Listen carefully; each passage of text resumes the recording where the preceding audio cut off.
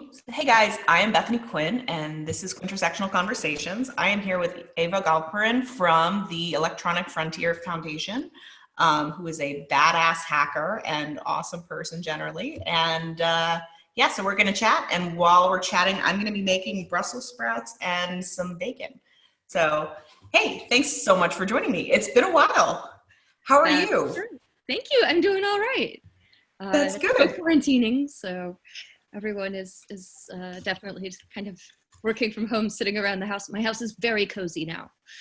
Well, that's nice. Have you done what kind of have you like souped up your house or whatever? Oh yeah, I built a kitchen island and got some stools and put up a bunch of art. And yeah, I'm usually traveling.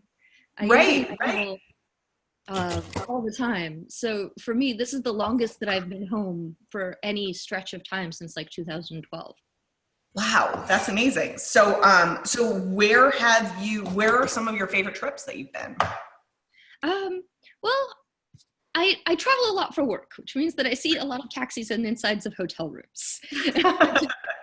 Often way less romantic than it sounds. But I have gotten to go to some very exciting places for work. I got to go to Georgia, the country, not the state. The state is also very nice. It's just less exotic. And I went to the border between Georgia and Russia in East Ossetia, where there were which was armed. So that was exciting. Okay. Wait, what was the guards on the border or? There were guards on the border because Georgia and Russia had fairly recently fought a war over the location of the border in East Ossetia. There you go. There you go. That'll do it. They asked me about it. I really enjoy Spain. Spain is unbelievably beautiful. And I really love Bilbao, which is in the north and has a beautiful Guggenheim like style modern art museum and a medieval city center. So like all the things I like all in one place. Nice. I'm very happy. That is awesome. And also the food in Spain is Yes. So, yeah, I've never been to Bilbao. I went to Spain probably in 2012 or so. But I went to Madrid and Sevilla and Barcelona. I've been to Bilbao, San Sebastian, Madrid, Barcelona a bunch of times, and Toledo. Nice. Toledo I also recommend because they have a whole bunch of El Grecos just like hanging in churches. Nice. Yeah, you gotta love it when it's Their just original like habitat. master art chilling on the wall. That's amazing. Awesome. So I assume you were there a lot for conferences and things, right? Yeah, I'm basically brought out to do conferences, to keynote, and also for a really long time, I traveled all over the world doing trainings for activists and journalists. So, oh, very cool. Say what kind of, do you want to talk a little bit more about that? sure. They were digital security trainings. So just like how to keep yourself safe online if you're the sort of person who has pissed off a government and are concerned about the government spying on you. So I trained people in Mexico. I did like a whole 3-week trip across Mexico, talking to journalists. And I, have been all around the Middle East and all around the former Soviet states. So that's a lot of fun. Nice. And so what are some of the things, what's the biggest thing that people do wrong in terms of electronic security? There's a thing called threat modeling. And there's an argument over whether or not to call it threat modeling because sometimes some populations find that whole term very kind of military, and so they're put off by it. But it's actually something that we stole from software engineering. We did not steal it from the military. And it's, what it means is actually sitting down and thinking about what it is that you want to protect and who you want to protect it from. Because trying to protect everything from everybody all the time is exhausting. So when people are looking to protect their information from a specific government, they need to think about what information it is that the government is likely to want. What do they want to, what kind of attacks do they want to prevent it from? Do they want to prevent it from like the police showing up and raiding their house, or from they're getting, you know, snatched up on the street, or somebody stealing their phone, or, you know, okay, so there's many different kinds of attacks. The work that they're doing suddenly being made illegal, and they're, you know, arrested and sent, and there's a court case. These are all possibilities. So yeah, what you do is you sort of rank these things, and then you take your steps depending on what you think is likely to happen, and how bad the consequences will be if you fail. And that way you are much more in control of your data. And more importantly, you know what you can't control.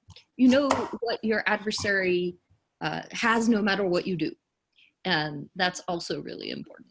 And this keeps you from just being like worried and paranoid all the time. And this works not just for journalists and activists all over the world, but, you know, for ordinary people who are not trying to keep their information away from an angry government. Absolutely. No, definitely. And we are living in certainly unprecedented times here in the United States. Is there anything that you, well, actually, I want to ask a quick question and then we'll get to the main amazing kick-ass thing that has been your campaign. But what has anything been changing in terms of the types of risks that people are facing here in the United States from an electronic point of view? I mean, let's just go with, let's limit ourselves to the last few weeks. Sure. As opposed to say the 21st century, or right, just the last year or two. Of course. Specifically the last 4 years. That is an important, yes. So just in the last few weeks, one of the things that people should really think about is safety while protesting. Not just safety from COVID-19, so everybody wear a mask, but also maintaining the safety of your digital devices if you choose to bring them to the protests. And for most people, like, they're gonna bring their phones to the protests.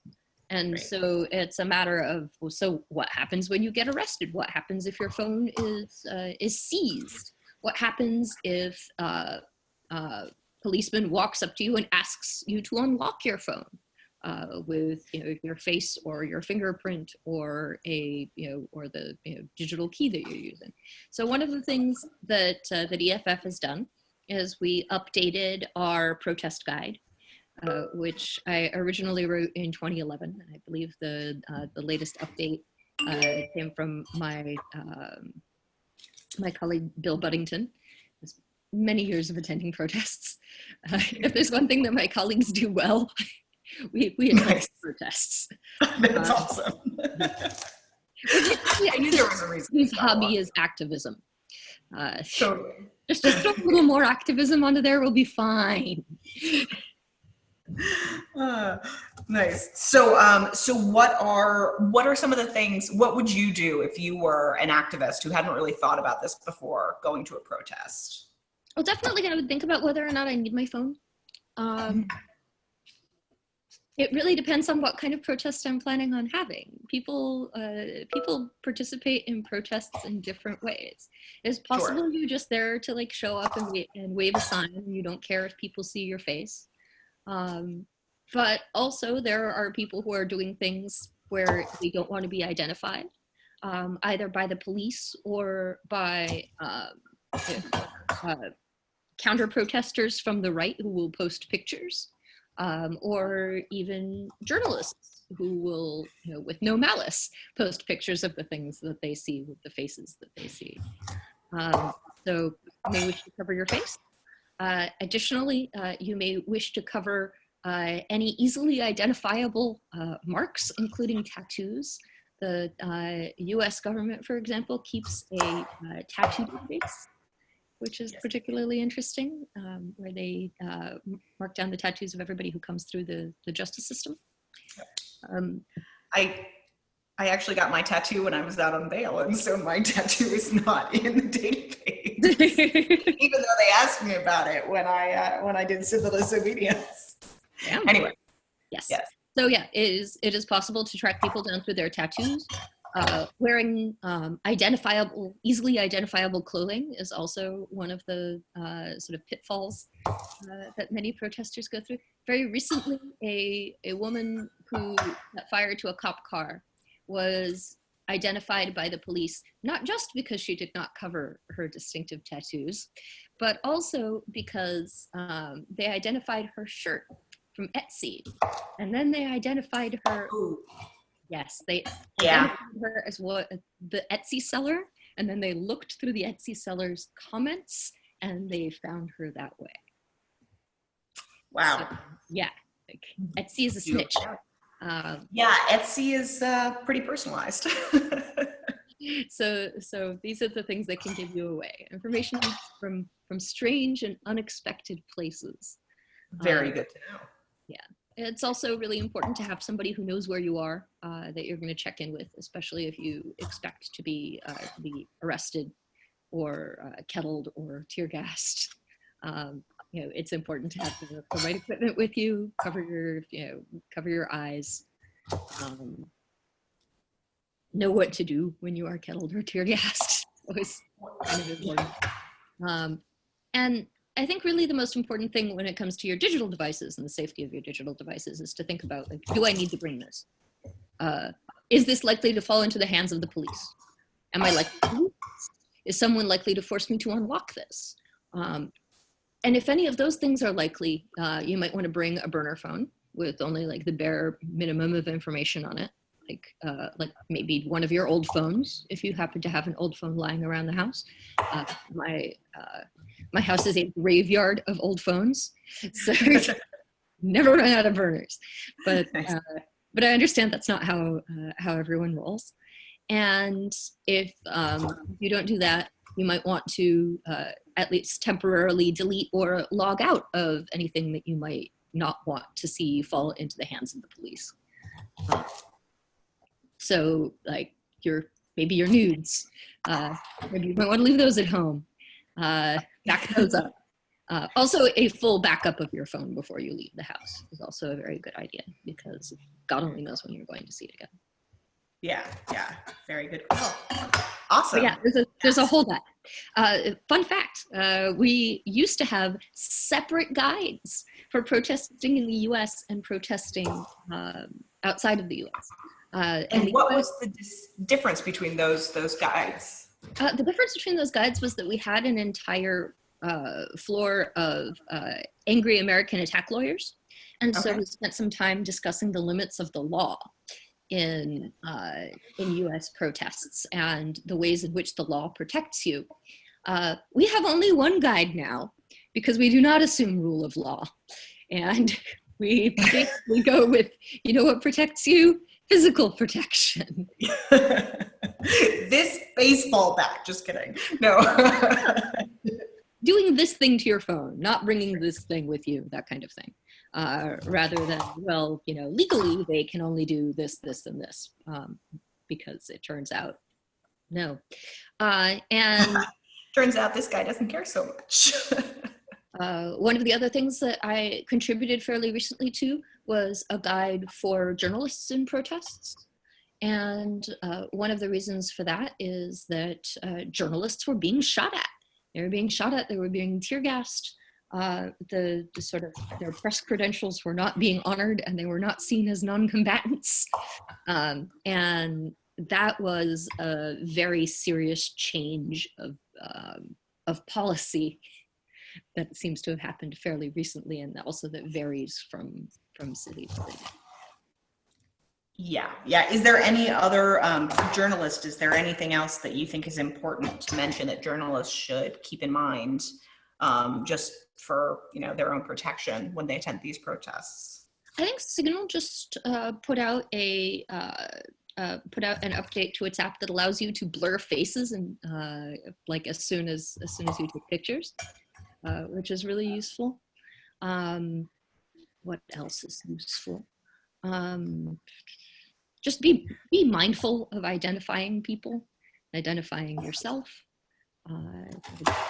Giant press badge is definitely the way to go, but don't count on it to protect you anymore.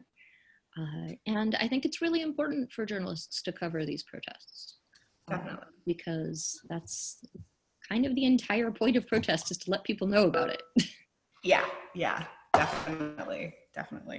Well, and also, freedom of the press is a whole thing in democracy, and I think it'd be great if we could, keep that a whole thing. Advisory board of the Freedom of the Press Foundation. The what? The Freedom of the Press Foundation. It was started by some former EFF people, and also, oh God, who else? I believe its executive director is Edward Snowden. Oh, really? Oh, that's awesome. Yeah. So they do a bunch of work. Wait, have you met Edward Snowden? Like, not in person. Okay. Still, that's really some crappy suburb in Moscow. You're like, I'm not going there. God. No. I've been in Moscow. It's just like, I hang with Edward Snowden. No, we've been on the same calls and things, but we're not. I'm not going to run around telling people I'm BFFs with Edward Snowden. That's probably smart. Yeah. Because it's either going to get me into trouble or it's going to be some extremely untrue bragging. So. Yeah, totally. So John Cusack is also one of the board members, and I did meet him. John Cusack is very tall. Oh, nice. That's basically like all the John Cusack gossip I have. Very tall man. That's really funny. Good stuff. Nice. So I definitely want to talk about the other really awesome and kick-ass work that you're doing, which I actually had Kate Kite on, I don't know, it was either yesterday or months ago. It's time is a blob, but yeah, so you have been doing this amazing work against Stalkerware. Do you want to talk about that? Sure. So I have spent the last, 3 years working on this project where I have been helping out victims of Stalkerware and Spouseware all over the world. So I spent about 1.5 years just individually, helping people one-on-one, being a one-person helpline. And that was exhausting and possibly not my greatest mental health decision. But what I did after, years of helping victims of stalking. Well, do you want to step back a little bit? What is Stalkerware? All right, let's start with what is Stalkerware. Step one. So usually when we talk about protecting your phone or protecting your digital device, we're talking about protecting it from hackers, or we're talking about protecting it from the government. And those kinds of attacks are at least extremely predictable, and they make some assumptions. And one of those assumptions is that the attacker probably doesn't already have your password and physical access to your devices most of the time. There is a situation in which the attacker has your password and access to your physical devices much of the time in a very scary way. And that is usually in cases of stalking and domestic abuse. And it turns out that one of the things that domestic abusers really love to do as part of their abuse is install what we call stalkerware on the phones of their victims. So this is software that sends information from the phone to a portal which the stalker then pays for monthly access to, and they can see what is happening on your phone. So if the stalkerware is installed on your phone, then they may get your text messages and your end-to-end encrypted messages. So like your conversations, like the conversations that you have on your phone, the contents of your calendar, your everything that you type. They can do keystroke logging. That includes your passwords. So that's especially sensitive. Also your 2FA keys in case you have 2FA turned on because you are a particularly privacy and security minded human. So it's potentially very, very invasive. And the difference between what I call stalkerware and the sort of software that is usually pitched to, like, keep track of your children is consent. Stalkerware is any software which is hiding on the device and whose purpose is to leave the user of the device with the impression that they're not being watched. So if there isn't a great big icon on the home screen that tells you this thing is here, that you could potentially delete or at least be aware of, then what you're looking at is stalkerware. Okay, yeah, thank you. And so what are some of the consequences that you've seen of this, of stalkerware? And I thought it was particularly interesting, at least in some of the coverage that I've seen, part of the reason that it's not considered like the type of software that, for instance, an antivirus program would monitor for is because most of the people writing the antivirus programs are men. But do you want to talk a little bit more about some of the how people have discovered that they have stalkerware and some of the consequences of that, as opposed to somebody took my social security number and now I have to get new credit cards or whatever? Well, to begin with, I just wanted to clarify that largely the problem with the antivirus industry is less that it is comprised mostly of men than that the victims of stalkerware are not the sort of people that the antivirus industry can sell products to. So victims of stalkerware are not enterprises. And as a result, they're just not that interesting to AV vendors. So there are a whole lot of perverse incentives that lead antivirus vendors not to count this as antivirus, not to count this kind of software as malicious.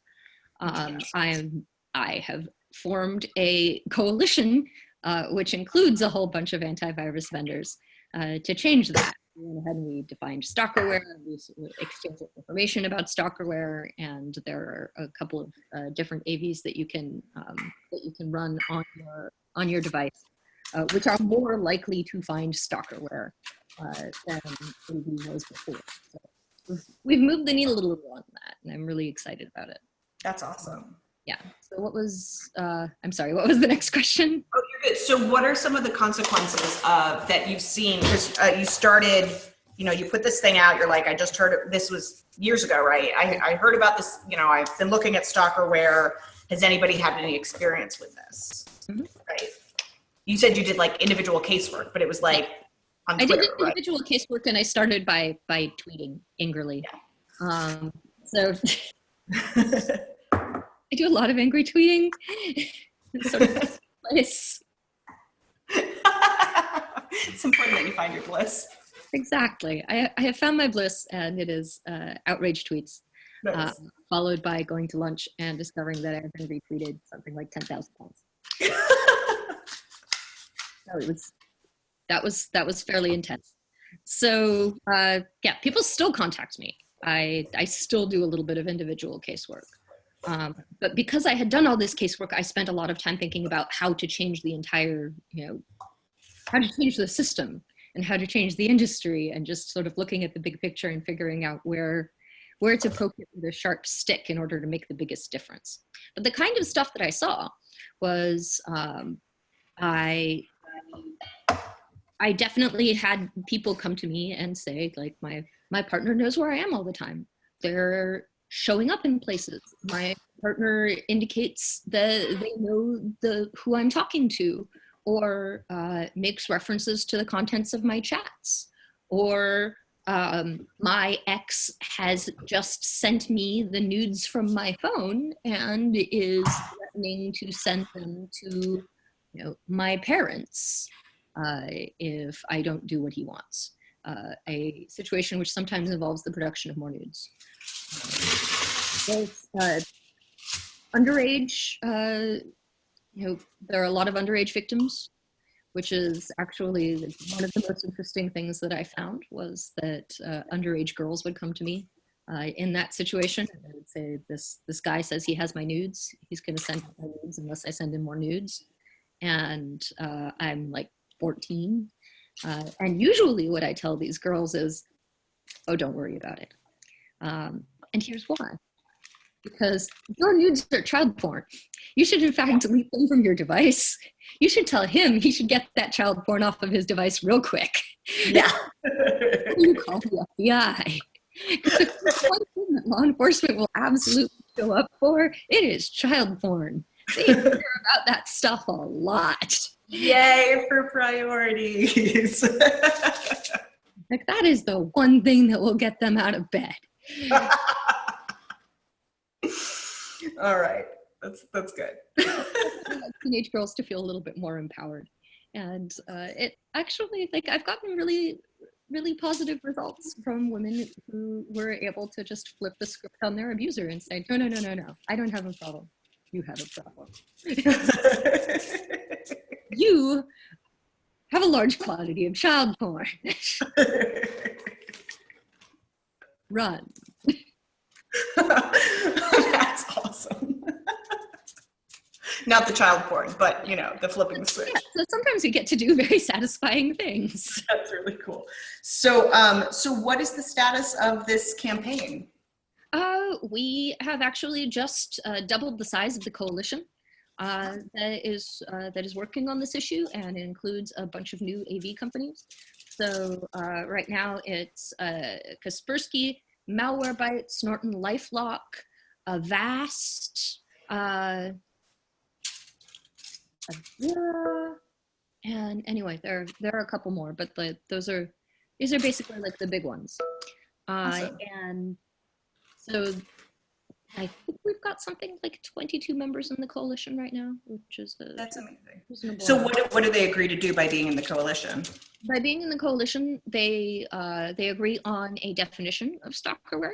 So step one, and then they agree that they're to make sure that their products can find the latest version of stalkerware. So usually what they do is they assign somebody at the office, like, congratulations, your job is now to spend a bunch of time looking for this stuff and to stay up to date on it, because a lot of the time people ask me, like, what are the names of these stalkerware vendors? Why do you not name and shame? And the reason for this is because I don't want to give them any free advertising. They're easy enough to find on their own. But also because they rename themselves all the time. They rename themselves, they reskin their products. And that changes all the time. But their tendency to advertise as, here is the solution for finding out whether or not your partner is cheating on you, that doesn't change. Sure. In a lot of ways, it's a lot easier to do the campaign against stalkerware and to get companies to do something about stalkerware and to analyze it than it is to do the same with APTs, with the software which governments are using to spy on journalists and activists. And that's because you can't just pop down to the shop and buy the software that journalists and activists are being targeted with. Yeah. Whereas if I want to study stalkerware, I just have to behave like a stalker and go looking for the stuff and then purchase it and tear it apart and see how it works. Nice. Very cool. And so, so how can people help? Well, there are a couple of different things that people can do.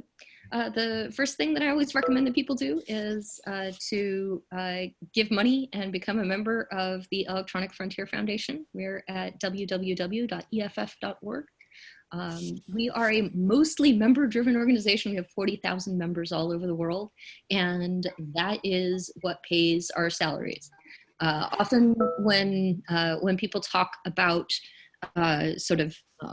lobbying organizations and activist organizations. They say these organizations are in the pockets of the government, or they're in the pocket of of big tech.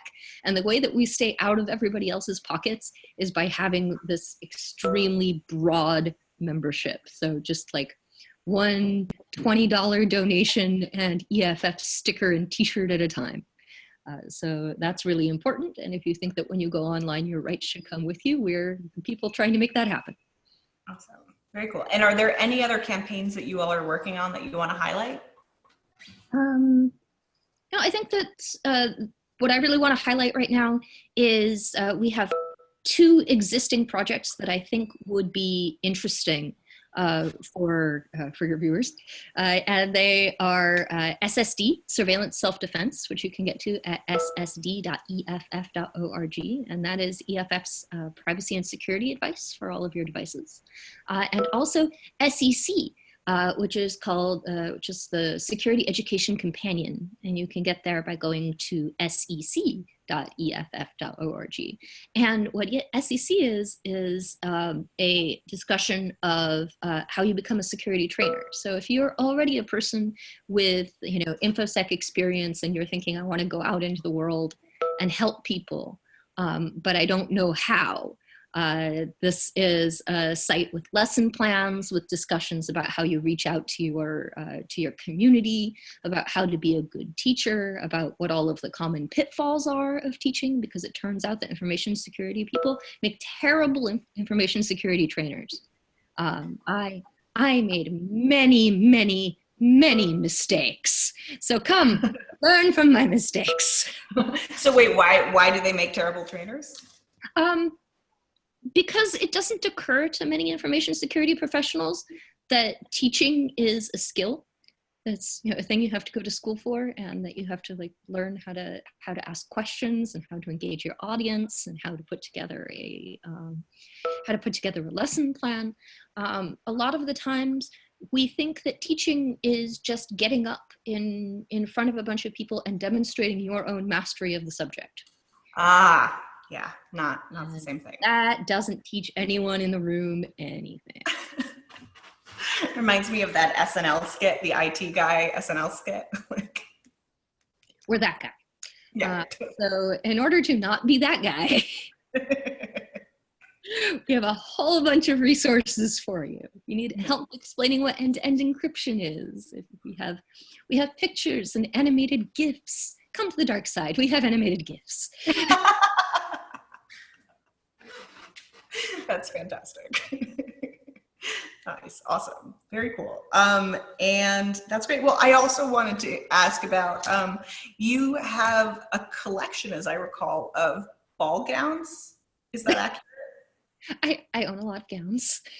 I covet, that's just you just have the most amazing collection of ball gowns. Have you gotten to wear them any? Have you done any Zoom parties or anything where you've gotten to wear them recently? Oh yeah, I did a thing where I basically just wore a gown to work, to my office in my house every day for several weeks. That is fantastic. Yeah, there are lots of pictures of me sitting at my desk wearing a giant floor-length floofy skirt in order to cheer myself up. But here in going on month 4, I have worn all my ball gowns many times. I am wearing pajama pants. Nice, totally. Not gonna lie. Of course, yeah, I'm wearing a muumuu practically, so. I am full kaftan and muumuu supportive. I think that these are extremely important fashion statements that we should all be making right now. I agree. Comfiness. Nice, awesome. Well, it was so good to see you. You were so lovely and wonderful. And thank you so much for doing that. Anything else you want to chat about before we hop off and I let you get on with it? Enjoy your dinner. That sounds like it's going to be delicious. Thank you so much. Yeah, it'll be good. It's I'm in Charlottesville visiting my adorable nephew, and yeah, so anyway, have a good time. Thank you so much. Thanks so much. Good to see you. Bye.